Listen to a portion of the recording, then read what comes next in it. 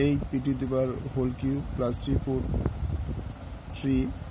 তাহলে a cube plus b cube formula আমরা কি করলাম সেকেন্ড ব্র্যাকেটে 8 কে আমরা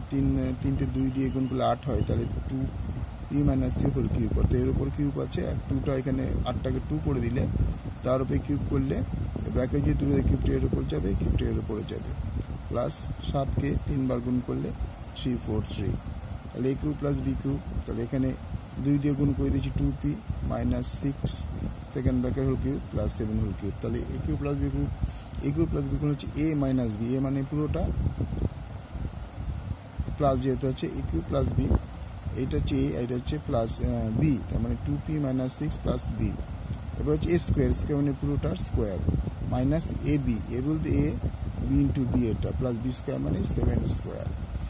তাহলে কি দাঁড়ালো যে 2p রইলো এই দুটো হচ্ছে মাইনাস এটা 7টা হচ্ছে প্লাস 7 হচ্ছে প্লাস বড় তাই প্লাস বসানো সম্পর্কটা বিয়োগ হলো 7 থেকে 6 গেলে 1 হলো ঠিক আছে এখানে হচ্ছে দেখো এবার হচ্ছে এইটাকে a মানে স্কয়ার ফর্মুলা বসানো হয়েছে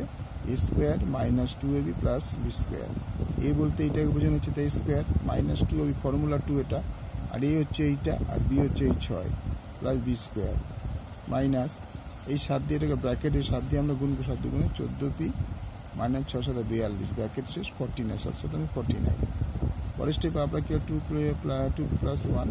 এটাকে যদি আমরা ব্র্যাকেট তুলে দিই তাহলে 4p স্কয়ার 2 2 গুণে 4 4 6 24 24p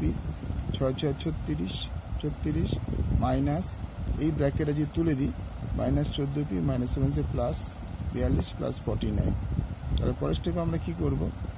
তাহলে 4p স্কয়ার যা ছিল তাই 4p স্কয়ার মাইনাস এই দুটো যোগ করে 38p হয়েছে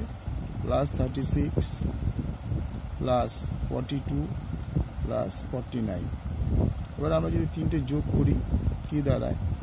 2p plus 1 4p square minus 38p ওই যোগটা আমরা এখানে করে দেখিয়ে দিই 9 আর 2 11 17 7 হাতে আমার 1 4 একে 5 5 4 9 9 আর 3 12 127 তাহলে প্লাস এই তিনটে যোগফল হয়ে গেল 127 তাহলে আমরা অ্যান্সার লিখতে পারি 2p plus 1 4p square minus 38p plus 127 ওকে ভালো লাগলে লাইক করবে শেয়ার করে সাবস্ক্রাইব করবে